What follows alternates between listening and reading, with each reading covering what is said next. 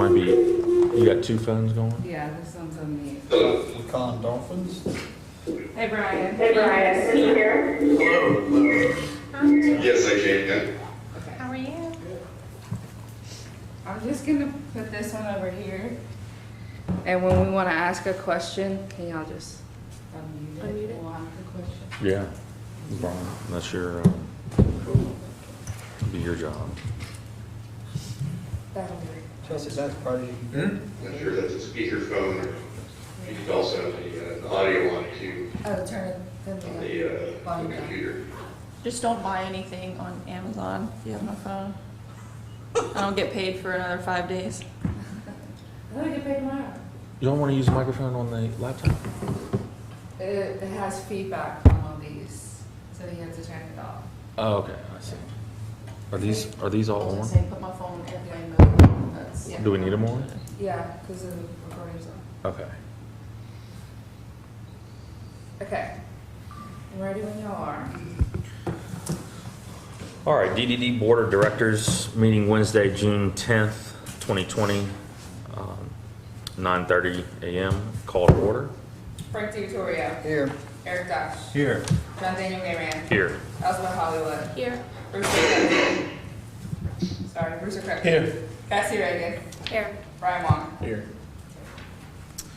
All right, old business. Number one, approval of the May financial report.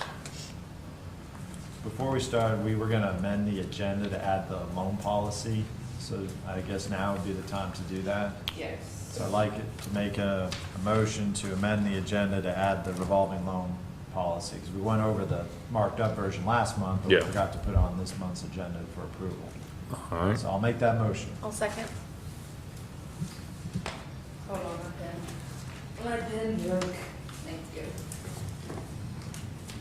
Eric and Elspeth.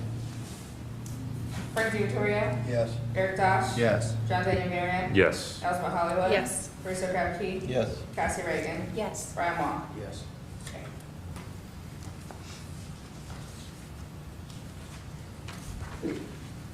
All right, financial report.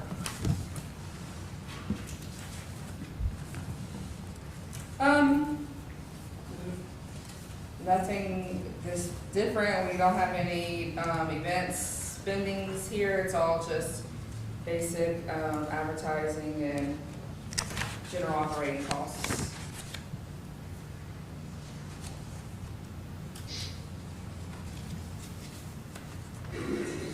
I'll make a motion to approve. Second.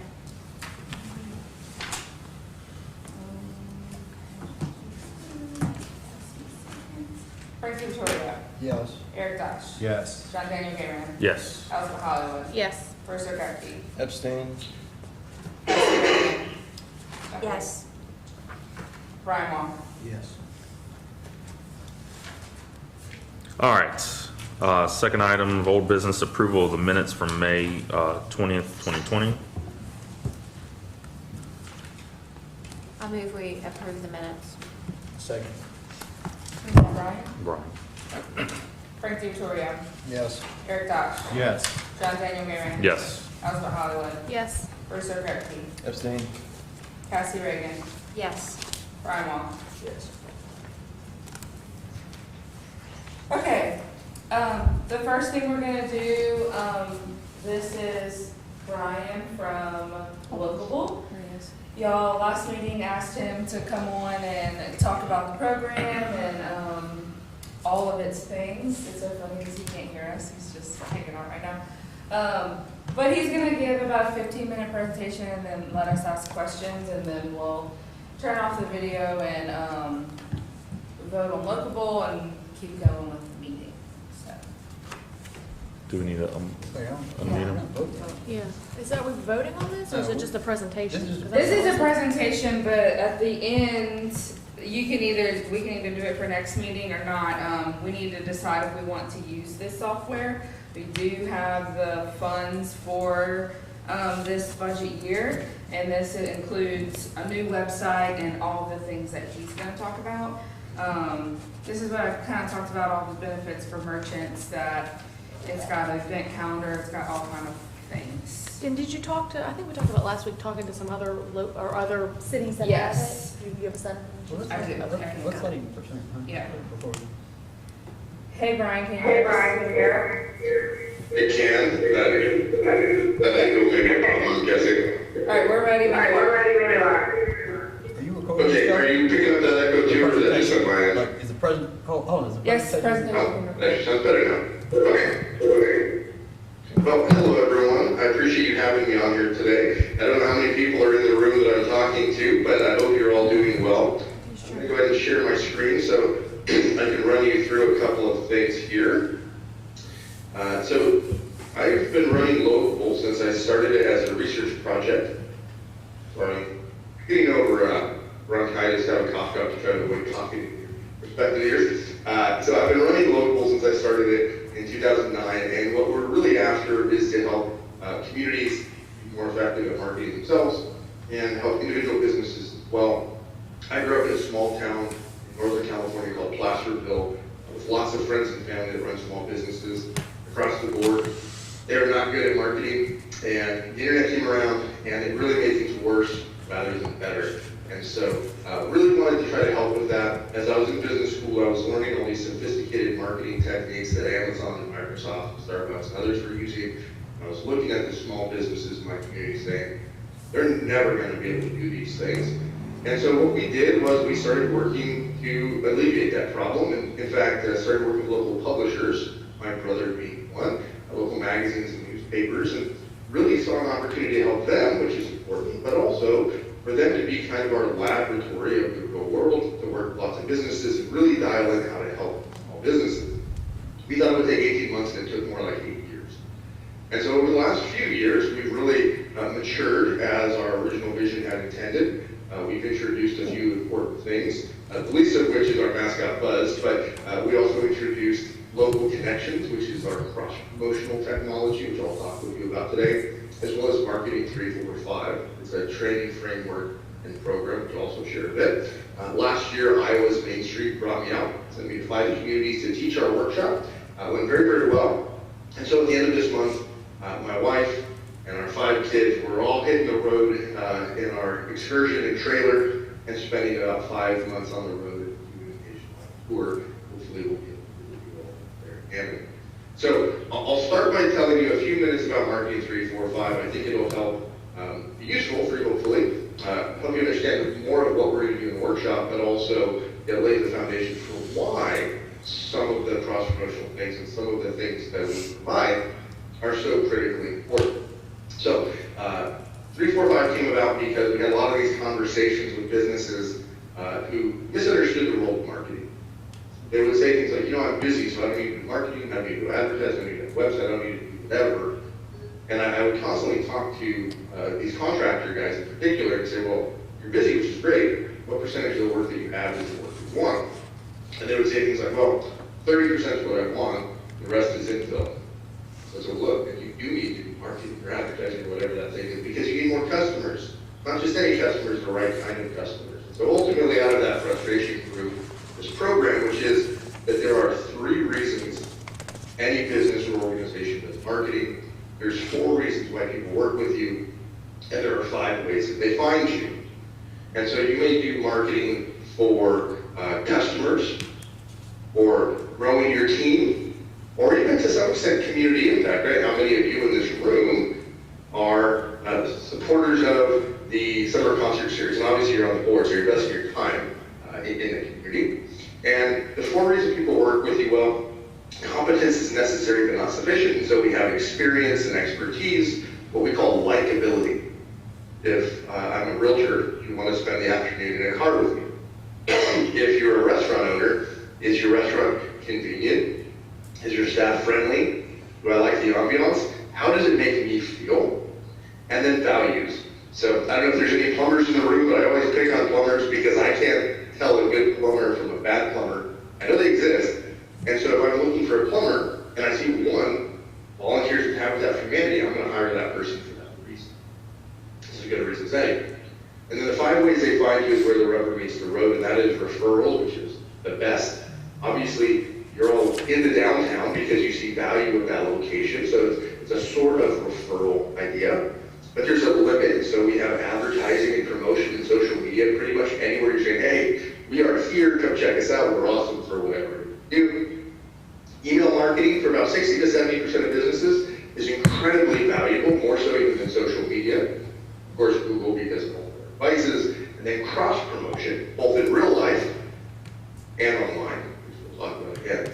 But at the end of the day, what it comes down to is that big companies are really always going to have you outmanned and outgunned, but you have the two most important things, which is your authenticity and your relationships. And so with Marketing 345 and with our technology, we want to help you leverage that. And so in our workshop, we go through not much longer than this for the basic framework, and then we shift gears and start building out the marketing.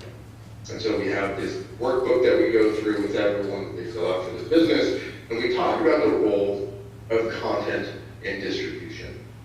Now, this actually takes a good deal more time because often content is misunderstood and there's a lot of bad information out there. So I'm going to break it down over the next couple of minutes so that hopefully it totally makes sense and you won't be confused about it. And that is starting with content of consequence.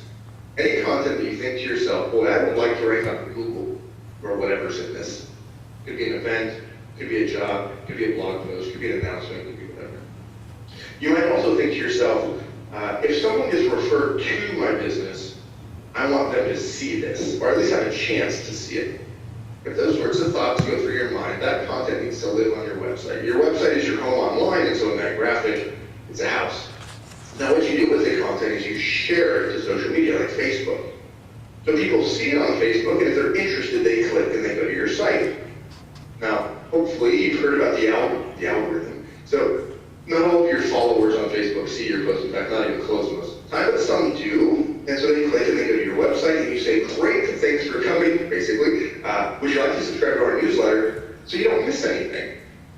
And some of your visitors will. And so now they're in their newsletter. You might send a newsletter next week or next month or next whatever, and now I get it every time. I might not click, I might not open, but I get it, I have the choice. But if I do open it, I do find it interesting, and I click and I go to your site. So you can see both of these distribution channels bring people to your site. But in this case, I might say, this is cool. Now I'm going to share it to my friends on Facebook so they can see it. And so you start mining Facebook, which you do not own, your email newsletter, which you do own. Still one piece of content. And I keep teasing our local connections technology, but if you're using this in your community, that same piece of content will go out to other websites in your community, so you reach people locally and authentically. And Big Brother Google's watching, and so you start ranking higher, but also more broadly because you have a wider range of content. One piece of content, many, many benefits. This is the efficient way to produce and distribute content. And so in every community, there's a number of business owners who are more sophisticated, more proactive, and so they'll probably say things to me like, you know, that's really great. I actually already do all that sort of stuff, but just on Facebook, or I do that, but just on Instagram. And I say, well, that's really good, but you're doing all of the work, but you're only getting about a third of the benefit. Turns out Google and Facebook are the best of friends, right? And so all of these social media channels are good to use, but it's like the dark side of the force. You don't want to be there all the time. It's rented land, and so you need to own something. But the vast majority of local businesses, they actually don't do anything. They don't know what to do, how to do it. They think they don't have time to do it. Turns out they can. And they don't need a lot of time. So Peter Drucker, one of my favorite business guys, wrote a book called The Effective Executive. And he said, all one can think or do in a short time is what one has already done. Basically, if you don't have a lot of time, you just do the stuff you already done. So if you're a retailer, you sweep the floor, shuffle products on the shelves, you might just mindlessly scroll through your food, right? That sort of thing. And it doesn't have to be this way. We want to show folks how to do something. Do a quick story about my youngest daughter who's 5. I will tell this again if I can hear the community. And that is, she's a great bicycle rider. She loves doing it, she has lots of fun. But a year ago, she didn't know how. And if I would have told her a year ago, hey, you got 15 minutes, go on, ride your bike, have some fun, she would have basically said, all right. I don't know. Now I just say, hey, you want to go ride your bike? And she's already off. Because she's done it, and she knows how to do it. So it doesn't take time. So how do we help business owners get over the hump. Comes down to templates and prompts. And so we have templates for every industry, including Main Street. We did a blog for Main Street America about how Main Street can use content to deliver more impact. And the one example I'll give you before I move on is highlighting integration. So this is no simple example. If you sell a physical product, if you do something like cut hair or landscape lawns or whatever, you can take a picture of what you did and you just answer these questions. What did you make or what was the outcome? What ingredients did you use? You might say for the cake, oh, it was gluten-free. What's unique about it? Well, it's light, it's soft, it's fluffy, it smells good, it glows in the dark, it's got some feels. Did you run into any challenges? Well, it was hard to get the princess to hang on the side, but here's what we did, and here's how we dealt with it, and whatever. And is there any unique skill or experience? Well, this was my grandmother's recipe, or baked 1,000 cakes, or I'm Cordon Bleu certified, or whatever the thing is, right? We're trying to demonstrate experience and expertise, and then who is the customer, and if it's a specific person, what did they say, like a quote or testimonial, and if it's just a product that you have, it's, what's it used for? Why would they want it? When you do this, you're blogging. You're creating rich content. You're setting yourself apart. You do not need time, expertise, well, you need expertise in your business, not blogging. And you don't need a lot of creativity. And so this is the sort of thing that we guide through and that we provide our program for, so that everyone can do this and be effective. We like to say become effective without becoming an expert. So we can talk more about this at the end. I'm very cognizant of time, so I'm going to buzz through and talk about our technology. Our platform has a lot of free tools and then some affordable paid tools for everyone. Free tools do things like cross-promotion, help you with a number of things in your basic marketing. But our cross-promotion thing is most unique, and so I'm going to spend a minute there, and that is businesses already, at least sometimes, support one another. Especially in real life, you can see examples here from my community. Growing up in a small town playing sports, we would go to Main Street and put our schedules in the windows of merchants. And so this dynamic already happens very much in real life, but it's really hard to do online. So we wanted to automate it. And fundamentally, there's two questions or problems we want to solve. The first is, as a business, how can I more easily promote my business and market myself, ideally for free or a little money? So we help with that. And the second is, look, I love giving back. I love my community. I volunteer, I give, I donate, I do these things. There's a limit to the amount of checks I can write, but is there anything else I can do to make it back? The answer to both of these is yes. And we solve this problem that we call not another calendar syndrome, which is if you've ever been promoting an event, you promote here and here and here, and like, not another calendar, I need to go back to work. And as a result, information is fragmented and it's hard to find for locals, it's worse for visitors. When you promote all of those times, you're then praying, please don't have my event changed. And we just had every event canceled before it goes out, which is obviously a good example of that. And it's expensive to manage for the Main Street to have a resource, so it's bad for everyone. And it sometimes looks like this, but with our system, outside of COVID, it more often looks like that. Right now there aren't a lot of events. And the basic concept is, wouldn't it be nice if I need to promote something? It could be an event, it could be a blog post, it could be a coupon, a job, volunteer opportunity. And I start with my website, because that's my home online, right? Or marketing 345. And I share it to Facebook because that's what we do, and it instantly goes out to any website in my community that is supportive of me. My Main Street, the nonprofit I donate to, my brother's business, whoever. And on the flip side, I want to support the community. In fact, something like 85% local businesses don't even do events, but they support organizations that do like the Main Street. And so what they can do is they can say, look, on my website, I'm going to put this calendar right here, my website right here. And you, I like all of you, I'm deciding who to support. You do your thing, post your events, and what you do is going to show up on my calendar so you can reach my audience. I'm going back to work. It's the digital version of the flyer in the window. It is entirely free for people to participate. We do have an option for folks that already have a great calendar where we can import into our system. The fees that we have with you as a Main Street include a few, but you can also do more a la carte if necessary. But for most organizations, they don't have a good calendar, so they use ours on their website for free to post their events for free and participate in cross-promotion. And so a quick example in my hometown, we work with the downtown Winter Hills olive oil business. 40 businesses, you can only see 4 here. The magic isn't just that they can highlight them, but if these businesses add a logo or move or change their hours for COVID, all of this information gets updated automatically on Winter Hill. And there's a calendar for events from these organizations, most notably the downtown.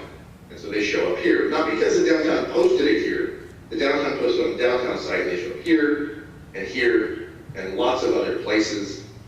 Even businesses beyond Main Street, like this one, it's not on Main Street, but they support Main Street, the Chamber, the Food Bank, all that content comes together. And for most small businesses, they will reach more people through their network that we power than they reach on Facebook. And in many cases, it's not even close. It's free, it's automated. Yes, they'll still do Facebook, but they will reach a lot of folks. And for you as a Main Street, there's a lot of flexibility in how you do this. My hometown has 4 different calendars, featured events, farmers markets, merchant events, and everyone else in the county that we support. You can have a calendar for events, a calendar for classes, you can do lots of things like that. And resulting from COVID, we introduced a free e-commerce tool. So any business in town can use our tool to sell. And all they're going to pay is credit card fees to a company called Stripe, which is the world's largest merchant services company, and they can sell for free. Now, it's not that they're going to sell everything in their store, but gift cards, featured products, those are the things that we're really targeting, especially now that order online, pick up in store is so prominent and when stay with us. There's no longer a fulfillment requirement. And because we're offering this for merchants and they can use it for free, even to sell on their own websites, now we can use our local connections technology to enable you as a Main Street to have a marketplace that pulls in products. If any of your merchants sell online with Local for free, whatever they post shows up on your mercantile, on your storefront. People can come here just like they go to your farmer's market, and they can visit the first booth and the second booth, virtually speaking, and they can purchase from merchant 1 and merchant 2. You get statistics, the merchant gets statistics of the transaction, and the merchant and customer, so you're not in the middle. So there's a lot of flexibility, a lot of ways to do these. And just to close the loop on marketing 345, our technology, here's an example of a store about a block and a half behind me. They did a blog post on their website. They shared it to their email newsletter. They shared it to Facebook. Because Locable is supportive of them, it shows up on locable.com. We have this blog feed which shows blog posts from the business we support. And we have a directory which shows everything related to the businesses we support. So one example of content that a business uses to do all the things they want to do that also shows up on Local. And what's cool is, I like Dorothea's. If you've never been there, you come to Folsom, you should check it out. On the flip side, if you love Dorothea's, and you go to Local looking for marketing, whatever, and you see that we like them too, now you like us a little bit more. No matter how you cut it, it's a good thing. So there's a lot to what we do, and how we work with Main Streets is that we do a lot of the late work, because Chelsea's job is chaotic, as we've observed around the country. And so we have a methodology where we work with her to basically identify all the businesses to include initially, to identify champions, so you all in the room, but maybe others too, business owners, nonprofit leaders who are very supportive of the community. We get them going with Local. We help them identify who they want to support. We help them install it on their website. It is free for them. And then we do outreach to the community at large through invitations, flyers, and social posts, emails. Well, we provide some of that stuff for you to do since they don't know what Local is, but that then gets people participating. And you'll see on average about 20 to 50% of businesses participate. We never get 100% because you can pass out $100 bills and people will say no, but you get more than you think because it is free and there's a set and forget it component. And then as new businesses come to town, Chelsea and Company goes and introduces themselves, welcomes them. They're also saying, hey, let me set you up with a Local account, here's an invite so we can promote you and you can promote us, and all that sort of good stuff. So I'm running through this very quickly. I've been on talking for about 20 minutes. I think here's a good point for me to stop, answer questions. I know Chelsea, I've already provided some pricing, so I can get into that if you'd like, but is there anything about Marketing 345, our cross-promotion technology, or our launch process that I can address? Chelsea, is this is the thing that we talked about, like the Yes. cost analysis thing? Yes. Okay, can you hear me? Wait, no, this isn't the cost analysis one, that's Maestro. This is specifically, Oh, this has not, I don't know, I'm misunderstood. I thought that was all the same. so this is specifically for merchants. Okay. Like this is I remember that, I Yeah. remember that, yeah. Number one I thought they were, for some website. reason I had them combined as one thing. Okay, they're not. All right. Just chat him. Okay. Tell them we're about to, Chelsea, is Ask this some what we're questions. using for the online farmer's market? Message. No, Okay. this one's easier to use. Okay, it's not the same one. Right, it will look similar, so we can, I was worried. it does a lot of things for Sorry, merchants. last Number one. one, like you said, like they go to their login and then everything generates to Facebook and Google and all of those that don't have a website, this acts as a website for them. There's a ton of features. I know he kind of went through this really quickly, but, I was just chatting with. While that's Rex. happening, I'll mention that our, well, here, I've got a minute or two, I'll keep talking, I'm assuming it won't interrupt. So I'll give you a quick overview of what folks get for free in your community as part of this program. You can highlight businesses who do not have a local account, never claim it, that's fine. But if they claim their account, they can claim their identity on local, which means how it shows up on your directory, plus anyone else who supports them. They can post content, they can collect reviews, I'll show you that. They can sell online, which I alluded to, but I'll show you in a moment. We're literally testing our Google My Business integration right now, so that'll be rolling out next week, maybe. So they can sync Locable to Google My Business, and they have tools they can use on their website, as well as a free Locable listing. So for COVID, we introduced a status update, which I alluded to, and so if the business sets their status, or if COVID has a second wave or whatever, they can set it. When you click into it, it tells you whatever your situation is. They do get a Locable listing, which is kind of like a fallback. It's kind of like a Facebook page in a sense without all the other noise. It's not as good as a website, but if you know the website, it's better than nothing. And this is where content will live. That's the situation. Events, blog posts, customer reviews. Your status update again shows up there. You can sell online through your listing. This is Locable's listing, selling our t-shirts. And if you click into a specific item, you can see, check out all the normal e-commerce things. You can highlight businesses that you support or directory. You can have an event that shows events from these organizations. And then if you do have a website, all of our tools have what we call embed codes. And this works just like a YouTube video. If you've ever seen a YouTube video on some site that's not YouTube, same basic idea, except it's a calendar or a directory, whatever you choose. And it's real easy to drop in and have it appear wherever you like on your website. If you don't have a website and you'd like one, we do have some great services for that that start at $375 for small businesses and go up based on your needs. We also provide you with a free instant contact page, so a lot of businesses with websites have bad contact pages, maybe hours and a half, whatever. You can drop this in and it pulls all your data directly out of Local, which means if you update your Local account, you can update your website, your main street, others in your community support you, Google My Business, and then through some Facebook. That's pretty cool. And of course, your status update shows up here, and if somebody fills out that form, it's going to notify you or whoever's on your account that, hey, so-and-so said whatever they said. And it'll also save all the you might need to walk out there. You can add notes, you can request a review, and then you can show off. Or walk out there, it won't get the Yeah. microphone feedback. Yeah, can you type it? Brian, can you hear me? Hello. I can. Hold on. Yeah. You hear me now? I did a Zoom call with a few that needed. As long as it's not too bad for you guys. She said she doesn't even have a What website. my question I want to ask is that we have some businesses that use software of some kind of way. Sure. You know, there's something called Bird, I don't know if it's right, Birdbro or something.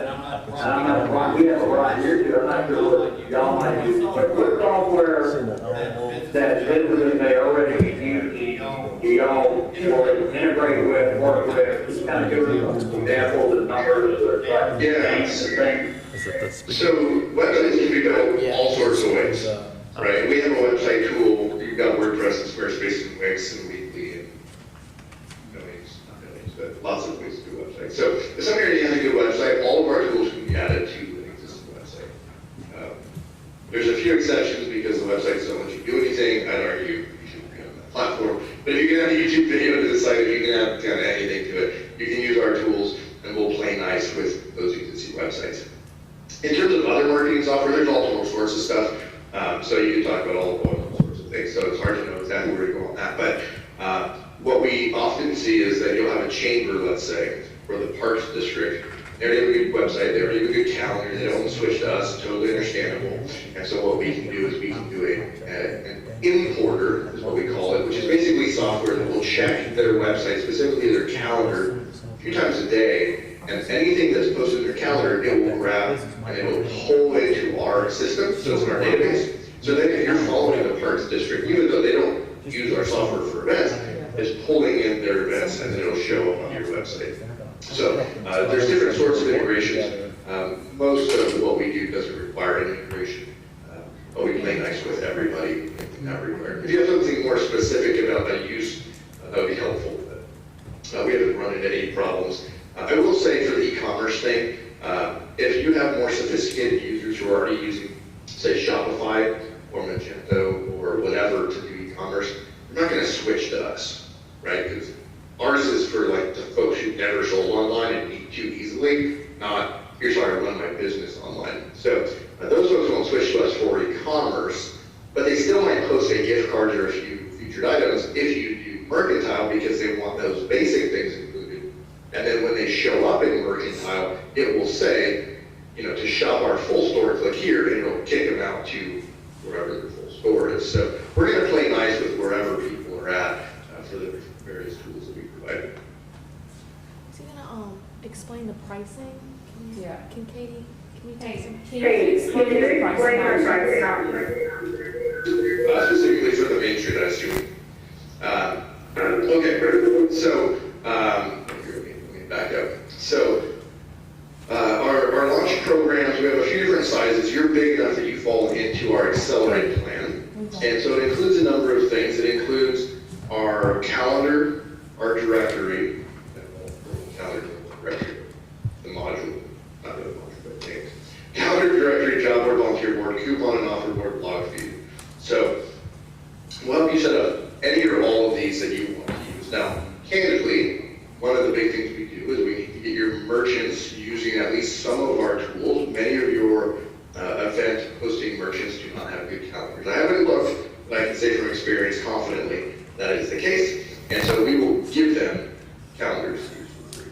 And I can show you how it works if you'd like. But so we'll post to their website. It'll then show up on yours and others who support them. So we'll do that community launch section, that zigzag. We'll help you implement that. That's the biggest part of the price there. We can do a marketing 3, 4, 5 quick course, or if you host us in person, that's actually great too. You get a discount if you do both. And then you'll get a website as part of this. The price is the same with or without the website. So if you have a website you love, we plug in. But by the time we do all of this other stuff, doing the website's pretty trivial. And so you will include your hosting for it. Every 2 years you get a design refresh, that sort of thing. Pardon me. As I mentioned, you would be looking at our Accelerate plan, which is here, which is $5,600 for year one, and then it's a $700 renewal. Basically, we provide you with hosting support. So we would actually do the launch. Ongoing software updates and new features. Katie and I can do both the technical difference support between the launch and the Accelerate. and business So marketing it'd be support. $3,400. So if you do a post or you do something and you want our input, you would just ask and we would actually give you input, right? So we provide a bit of a safety net and some guidance. If you want to do mercantile by itself, that's $1,500 for the first year with a $500 renewal. Or if you combine Accelerate with mercantile, you get a bundle discount. Computer just did something weird. Take it off. You get a bundle discount, so it would be $6,400 the first year, and then $950. Ours will be That's a 42. renewal fee. I will note, we're in the midst of moving to some new pricing. We're introducing a ton of new features, and so in the end of July, this will take place. Anyone who signs up between now and then will be grandfathered into our highest tier for 3 years, which would be normally would be $130 a month, but you'll be grandfathered in with price locked in and all that stuff. And it is coming with, just to preview a little bit, a really cool automated email newsletter system or express email newsletter system. So if you have, say, Constant Contact or MailChimp, odds are you won't need that anymore because our system will take care of that and make it way faster for you, Chelsea. And the second thing is it will have a merchant member management feature, so you can keep track of your members, and then built do, say, a Father's Day campaign. Here's what we're trying to accomplish, and people can participate. I'm foreshadowing a little bit, but you'll be grandfathered into all of those upgrades as they come rolling through. So we try to do all-inclusive sort of pricing wherever we can, which means technology, it means implementation, and it means ongoing support and updates so that you're never stuck in the past, right? And So this is every our year you price. can This refresh is- the website. Merchants get all this. So in 2 years, you do a full rebrand. Staff. Okay, no problem. I mean, we're not gonna throw out the website, we're gonna redo the design component of it, using all the information already there, the info. So, we try to make it pretty easy for you all. Stay current. Do you have any other questions for him? Oh, and it includes, How big is- at the accelerated how big is plan, you this get company's 3 staff? imports, so Is it you tell us just the him, 3 or is there calendars that are good, several that you want to people? make sure you get included, and we'll do imports, and Tell him to go, usually $200 to tell him to go, $300 a to piece. just tell us a little bit about his company, the size of it, customer service, people, all that. I know I'm talking fast, I'm kind of revved up this morning. Yeah, when you call customer service, you get India. Company employees, et cetera. Sure. So we're 10 years old, started as a research project, right? Still a small head count. We have 4 full-time folks here, although we had 2 a year ago, so we've doubled. And we've got a number of freelance contributors, mostly on the technical side, although we have some project folks. Ask him about customer service. Based on specific needs and skills. We're able to do a lot. We're real efficient. Our support, just to answer that question, I'm going to switch my screen share here so I can show you something. Come on, computer. All right. So, in addition to the initial setup and launch, we have a whole methodology of how we launch websites and how we get the information we need.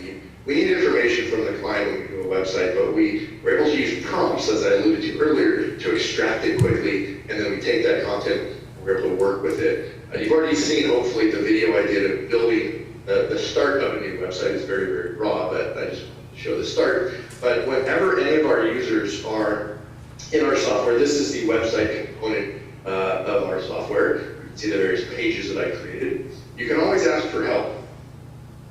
And so sometimes you just need to search our knowledge base. What does it mean by customer reviews? Or you might need a hand. And so we're there to assist you. And so you send a message, and if we need to hop on a call or do a screen share, we can, although most of the times it's frankly not required because our software is pretty easy to use. So if I pop in here just to do the little how-to, should any of you have not seen that video, we do websites. I'll use a website as an example. We do websites like a layer cake, so the top layer is your logo and navigation, whatever that turns out to be. And then you've got your main thing, and this is a carousel. And you got another layer, and then another layer, and another layer, however many layers you want.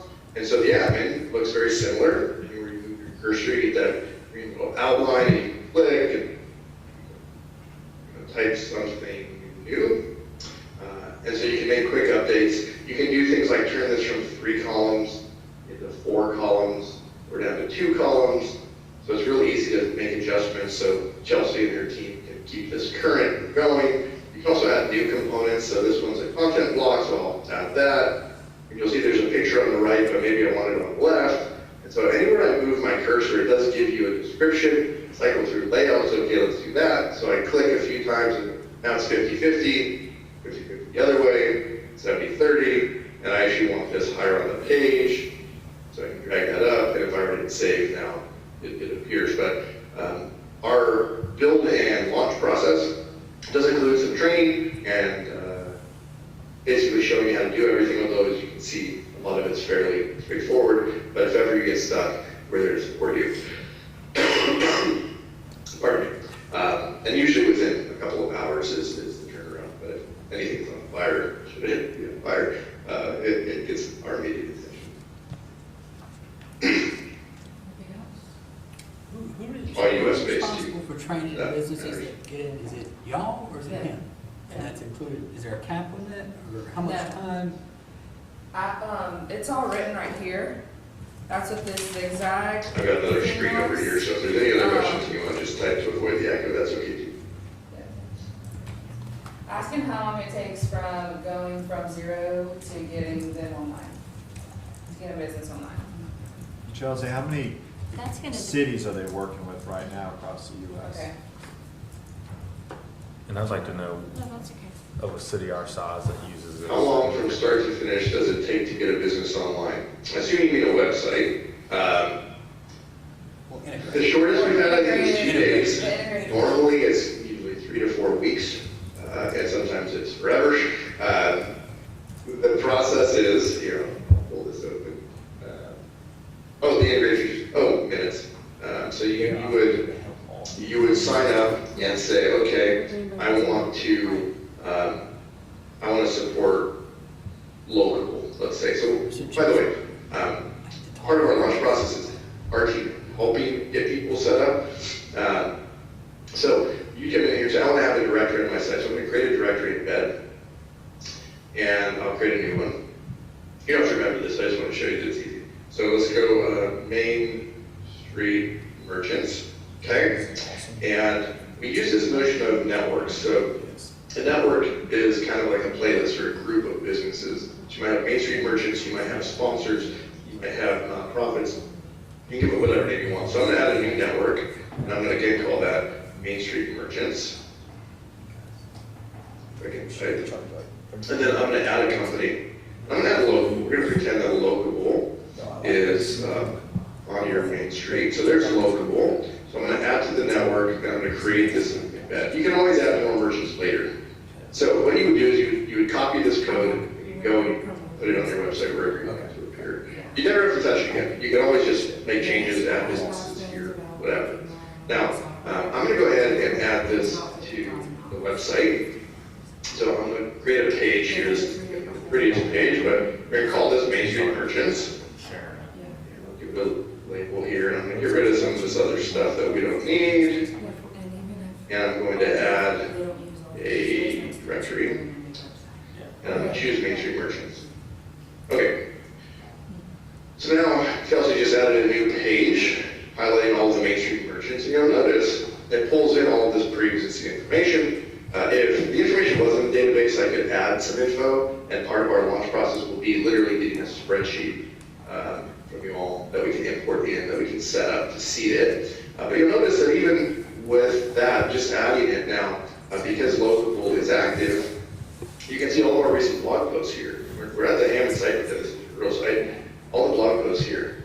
And if we had events, you'd see that, all that good stuff. So adding businesses, adding to your website can be very, very fast. And we're actually streamlining some of the process and updating some of the presentation of that page I showed you with the pop-up. But the actual setup is very fast. If you wanted to create, say, an event, it could be very easy to do. How many communities of Hammond size do you have? Most of the communities are really a little bit smaller, kind of averaging 100 to 200 merchants. I think they're in the 300 range, if I remember correctly. We work with about 20 communities around the country, adding a few every month, it seems, a little faster as of late. And then also, for what it's worth, on our publisher side, we've got about 160 magazine and newspaper sites, and we have a few thousand users of our software, a few hundred websites for small businesses that we power through this as well. So you all a little bit on the larger size, but not terribly large. Population 20,000. Was that right that you have 300 merchants? For some reason I was thinking that. Population 20,000. So my hometown's 13, so we go Nashville downtown. So this is the website that we set up for them a couple of years back. Kind of a simple site with really nice photography. So they have about 13,000 people, about 170 merchants on Main Street. And so they've broken it out. They have one directory that has it broken out by category. You can see some COVID statuses have been set, that sort of thing. We also have a larger community. It's actually not much larger than Main Street, but Roseville has about 150,000 people. It's kind of this thing where there was an old Main Street, and then over the last 15 years, with the explosion in California, California's population, it grew out to the side. So in this case, what they did is they created separate categories and separate pages for their directory. And so they broke it down, so you have a shop page and eat and drink page. And you can have a lot of flexibility. You want separate pages, one page with categories, all of that sort of thing. And obviously, Bounty totally Hunters up to you Cafe. how you break that out, plus events. So as I click into the calendar, there's not a lot of events right now. A couple months ago, there were hundreds, as it turns out. But you'll notice, this was posted by the Main Street, this was posted by the Scrum Shop, again from the Scrum Shop, so it'll pull in from whatever is in the community. Anything else?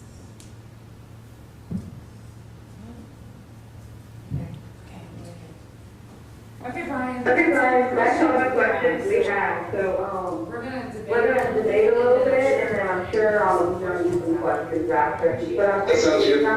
My pleasure. Thank you all for having me, and hopefully we'll see you in the fall.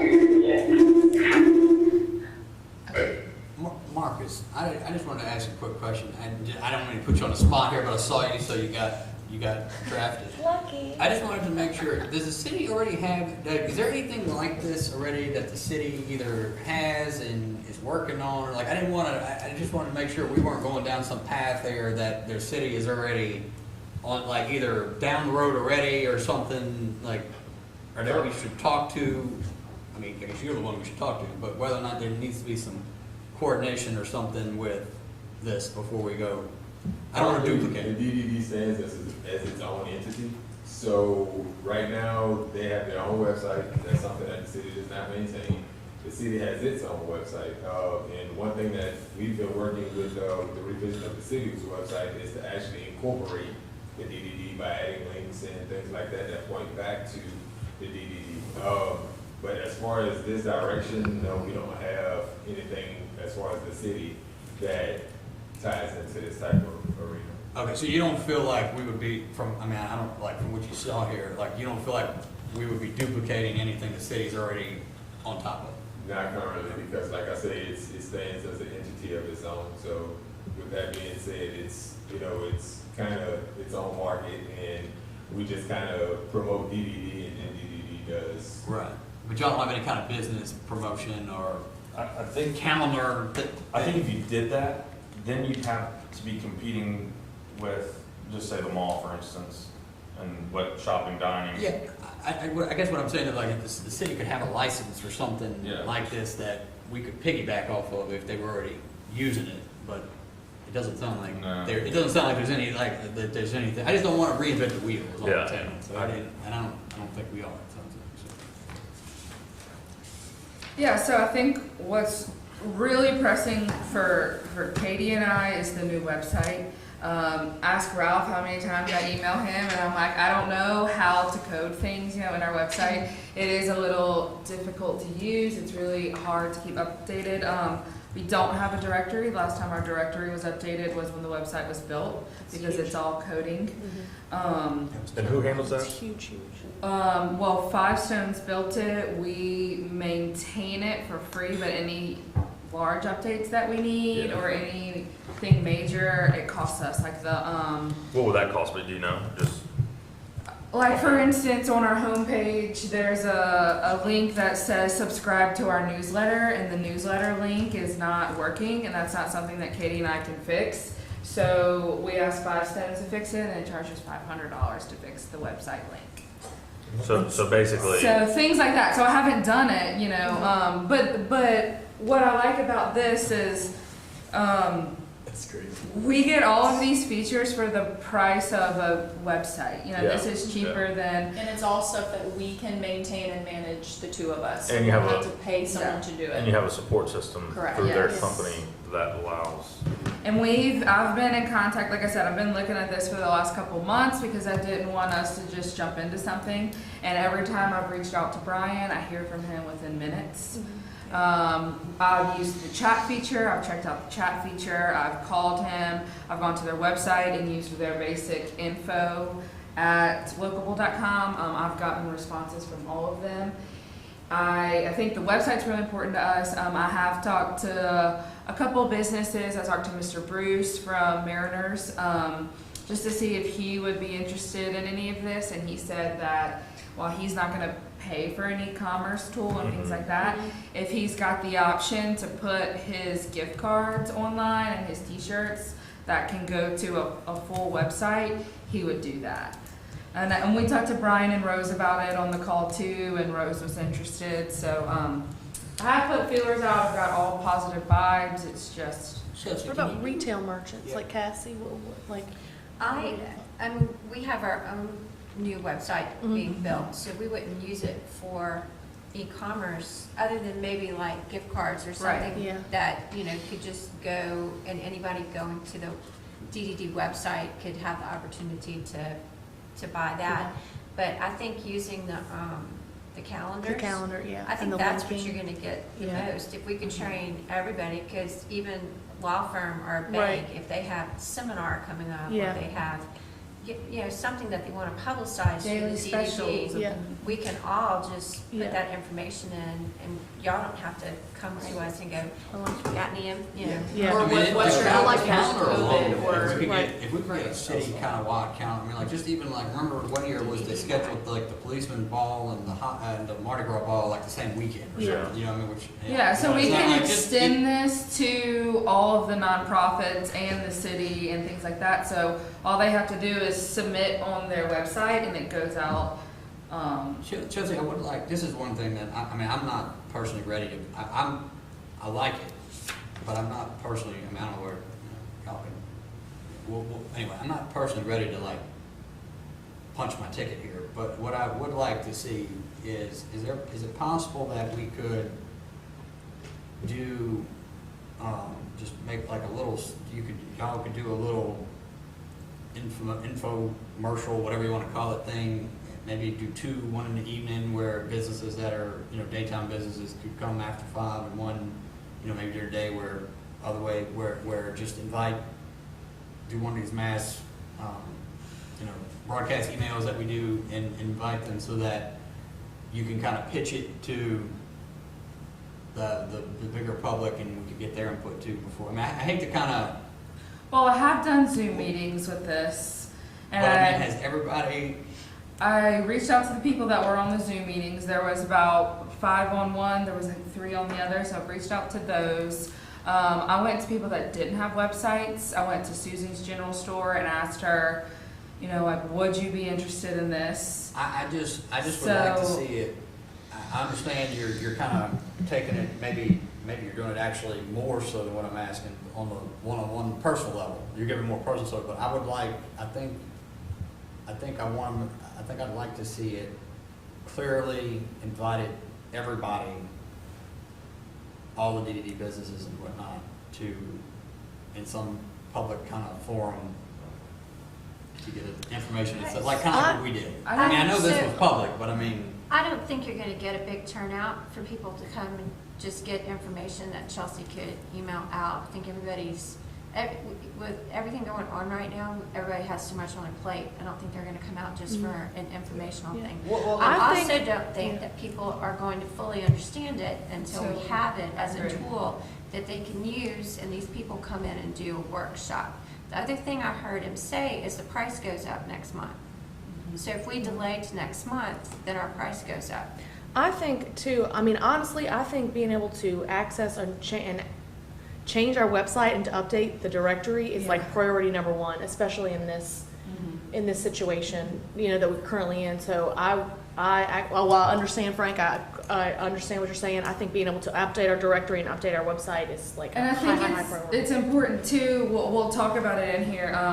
LOT, Louisiana Office of Tourism, they're spending millions on staycations right now, and they're funneling people to the tourism websites and the Main Street websites. And right now, ours isn't updated. We don't have a directory of those businesses. So, and that has started. Like, they've already kicked off those campaigns for people to travel for the summer and through September. I don't know why I did that.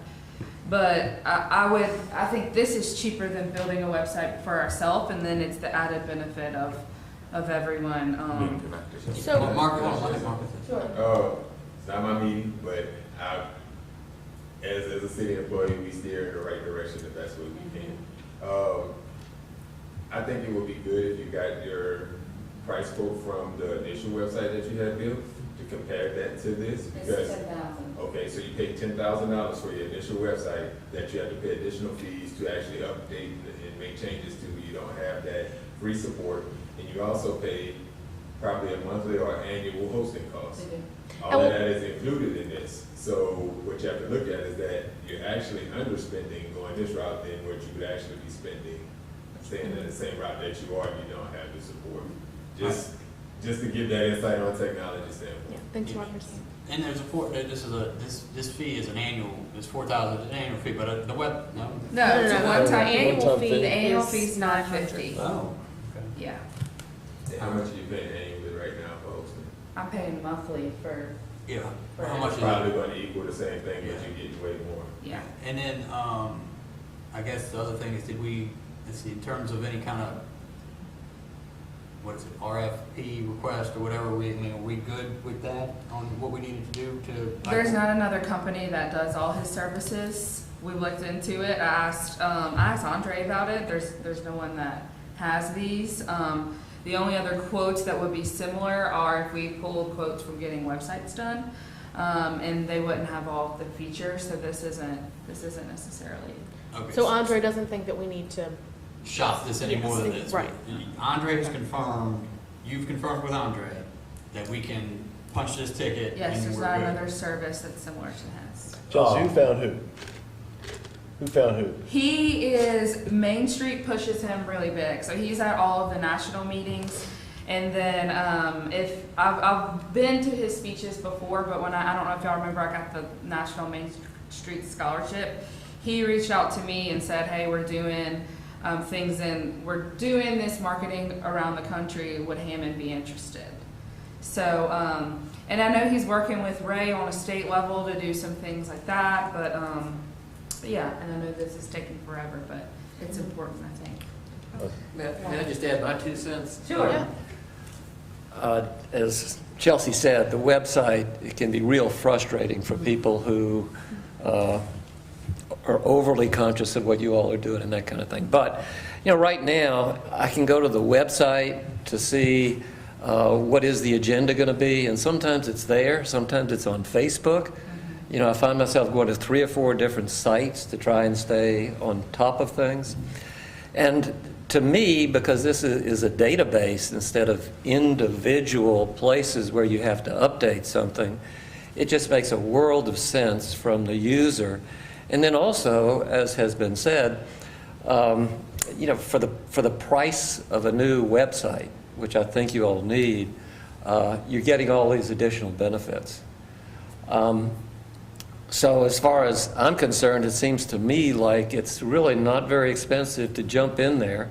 You can look at some of what they've done. Their website does have videos where you can see how some of these things are put into action and testimonials and that kind of thing.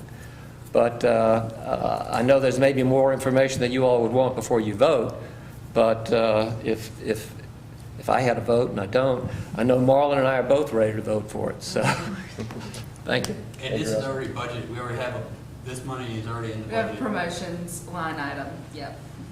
Can we accept payments through that service for Hot August Night type pre-purchase tickets? When we either get an online system ourselves or the city does. Me and Okay. Marcus talk about this all the time. Okay. As soon as the city can accept payments or the DDD branches off on itself, yes, we can integrate all of our things with this website. Wait, I thought they had a pay, they don't have a pay, they don't have You mercantiles or something? Yes, he's talking about the cities. I'm The talking city about- doesn't accept online payments. So our issue when it comes to Hot August Night, taking those, Right. we can't take credit card payments. Wow. Everything's got to be cash because of, No, but weren't you asking if we could do that through mercantile? I was wondering if we Yeah.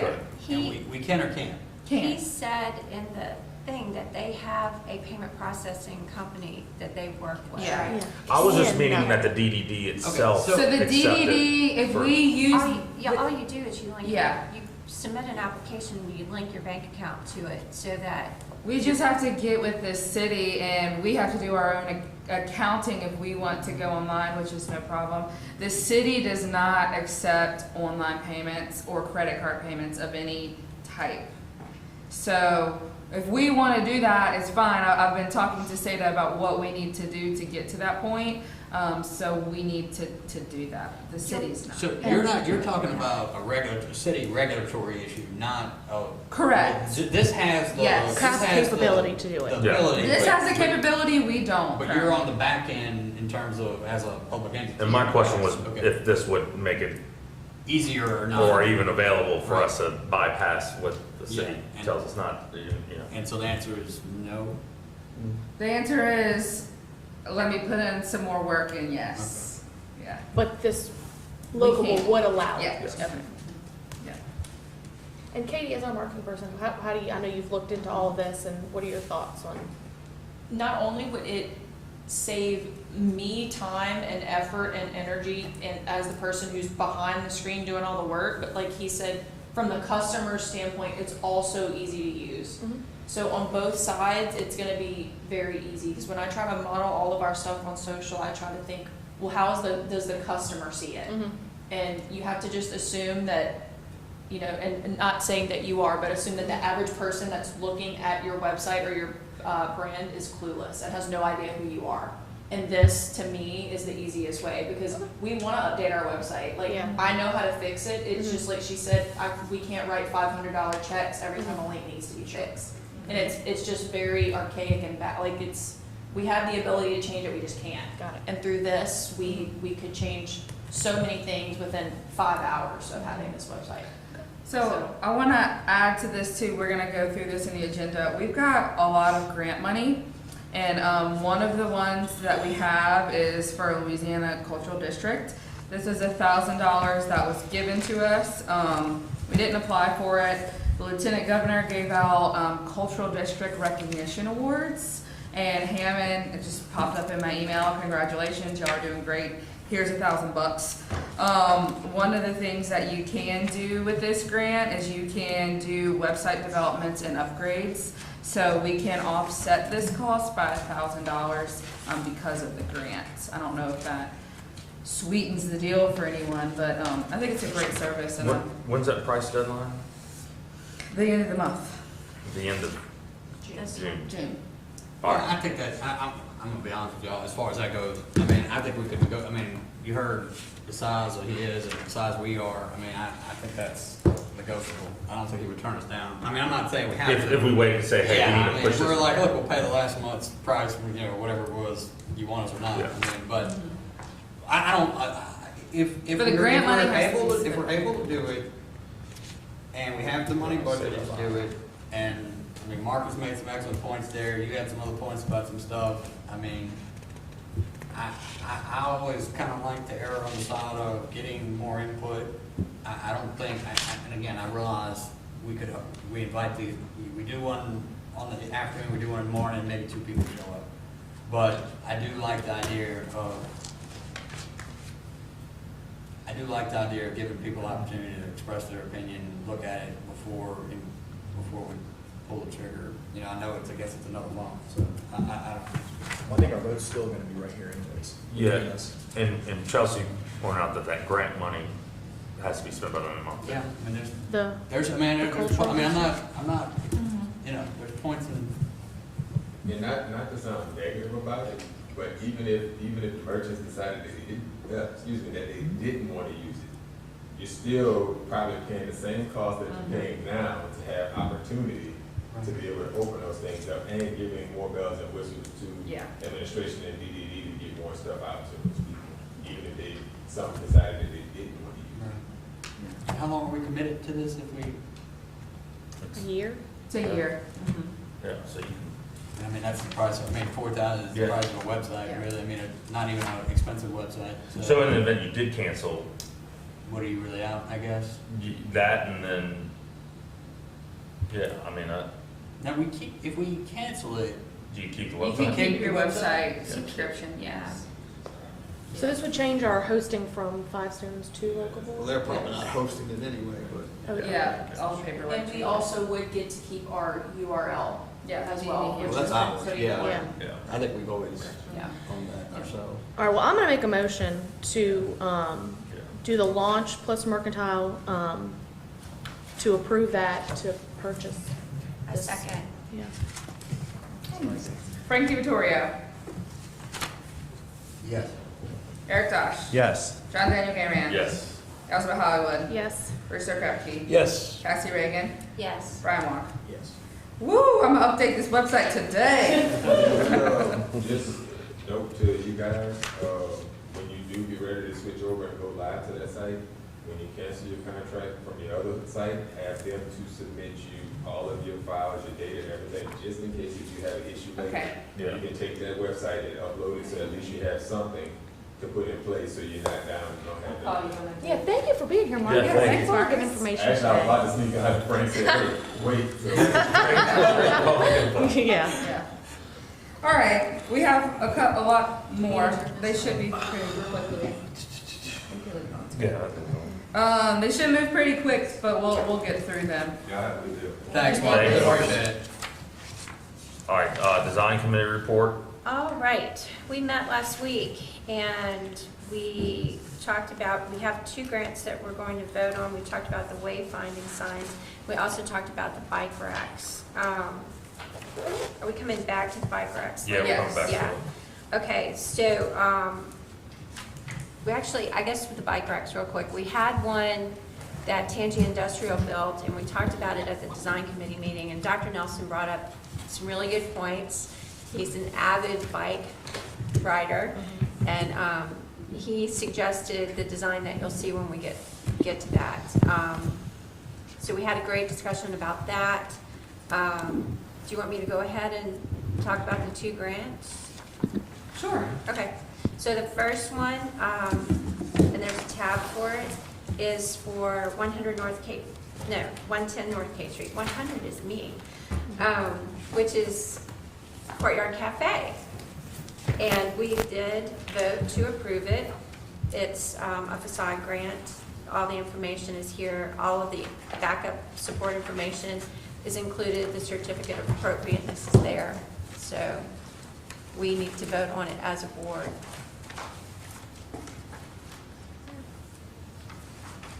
I'll make a motion to approve. A second. Frank DiVittorio, Yes. Eric Dosh, Yes. John Daniel Garan. Yes. Elizabeth Hollywood. Yes. Brewster Krepke. Yes. Cassie Reagan. Yes. Brian Walk. I'm gonna recuse myself on this one. Yes. Yes. Okay, the next one is the facade grant for 200 East Charles, which is Sam DiVittorio's building, half-track commercial. Again, we approved this in the design committee. It does have all the backup supporting information, certificate of appropriateness, so we recommend it for approval.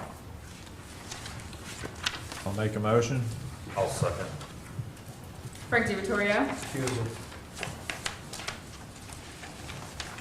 Eric Dosh, Yes. John Daniel Garan. Yes. Elizabeth Hollywood. Yes. Brewster Krepke. Yes. Cassie Reagan. Yes. Brian Walk. Yes. All right, and the next thing is the wayfinding signs, which you'll also, there's another tab for that. These are mock-ups from ASI, and we reviewed it. We made a couple of comments on the map that you'll see on the 3rd page, just making some things pop out, wayfinding things like the railroad tracks, and maybe making the street background pop up a little bit more. The police station and the DDD building were not on that map, so we're gonna get them to add that. And so these are basically replacing what we have that's in bad condition, and it's somewhat of an upgrade. Chelsea has spent a lot of time making sure that we have places of interest, community places of interest identified on these signs with wayfinding. So again, with those recommendations, the design committee approved it and submits it for approval here as well. So this is not businesses. No, No, it's always just Yeah. never been businesses. No, I'm just asking. I mean, well, I see Louisiana Children's. There's discovery. If somebody, Recharge. something happens to one of these, are they easy to replace or have these? I mean, this is a great sign company. Okay. And so, yeah, I think they would, Yeah, so they did the signs originally, like if Okay. you look at the first picture, this, block and this green, all of that is staying. And now they have new technology, so it won't peel off No. like it has last time. So they're just updating it, and we can, whenever you get new logos or things like that. Yeah, I thought that's what you were asking. Like if we, for instance, if we get the pavilion built at some point. in Yeah, our yeah. lifetime, You can add Well, that in. does it Yeah. get But adopted? that, and then if somebody knocks it over and, so Very this good. company, most of the I'm gonna say most of, because I know there were a lot of the Wayfinding Signs at Southeastern are done by this company. So they're durable, and, Yeah. and they're going to. oh, back I'm up thinking the- of that new landmark, the other sign that was destroyed in front of the DDD building. That's the one. No, remember the one that was like the historic site? Is that what I'm thinking of? Oh, no, I don't know about those. I don't know. Where someone knocked it over and it just, The one that said railroad came through? no, I don't know. Well, okay, wait. We are asking different questions. But I do understand what you're Yeah, saying. okay. So we My don't, question was just, is it the sign built where we can, like, for instance, is it, like, if we want to add the pavilion when it gets a home, is it just a matter of, like, they go out there and, like, paint it on? so if you see, there's little screws in the first picture. Mhm. It's I don't know, maybe plexiglass or something better that's Yeah. screwed in there, and it's a vinyl sticker on the back. So we would just have to pay Okay. to, Fix the vinyl So it's vinyl stick, yeah, so the Yes. answer is yes, it's Yes. perfect. yeah. And we don't have to vote on this. We've already paid for this. This is in partnership with the historic districts. We've split it. The cost was a little under $2,000, so we paid our half. They're gonna pay theirs. We were just waiting for the design committee to approve the design, Tracy at the planning to approve it, and now it has to go to the historic district. Okay. Okay, so we don't have to vote. So we don't need a vote, don't we? No. Okay, and, that was it from our meeting. All right, next is the events committee report. Specifically, we held a meeting regarding Hot August night. And what we kind of came up with was doing a month-long event in August to limit the number of attendees and on a single night, basically. Chelsea, I'll let you kind of highlight what those weekly events throughout the month of August. Yeah, so the goal is to not have a Hot August night, because even the name itself, even if we don't plan and don't do anything for it, we will see thousands of people. So we've got a couple options. For the month-long event, what we'll do is we'll highlight different services downtown every week. So the first week would be retail week, and maybe on that Friday or Saturday, whatever the merchants choose, we do a big retail event, like a sidewalk sale. Nothing that takes too much manpower from us, but maybe it's a sidewalk sale. And then the next week is restaurant week, and we wanted to do, we've got a map that we had a while back from Tastes Around the World that we use. So maybe it's, $20 tastings at different restaurants that people can't afford, kind of like New Orleans does. We can do Experience Week. This will be mostly about the painting with a twist, the art center, things like that. Also the spas and salons. We'll figure out what kind of event they want, and then a back to school week where we can do some things. We partner with our local schools and get Southeastern people downtown. The weekend that Hot August night would have been, we're gonna do a picnic in the park where we're gonna have music at the park and invite people to come out with their chairs and takeout orders. The good thing about this is, depending on what the world looks like, we can add more to it, or we can do not very much. So if all signs say go, we could have the wine walk, we could have a band, but if the world is getting tighter with our stay-at-home orders and things like that, we can just say, here, there's a guitarist in the park, come out with your to-go orders. So there's a lot of flexibility in this plan. It's a lot of work on the front end with Katie and I, but I think it works. So that's kind of what we're leaning towards. And another thing I'd like to add too is in addition to the quote-unquote events, for each week, every business that is attributed to that week will be highlighted by itself on our social pages.